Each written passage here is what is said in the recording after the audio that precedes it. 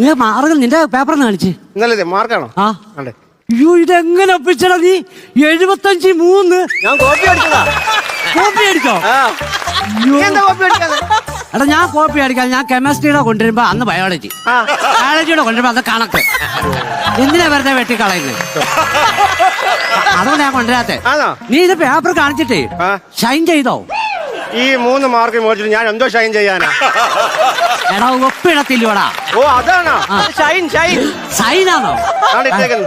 ഇത് മാർക്ക് കുറവായത് കൊണ്ടാണ് ഈ ഷൂ എഴുതി വെച്ചേക്കുന്നത്. അല്ല എന്റെ അമ്മയുടെ ഒപ്പം അതാടാ.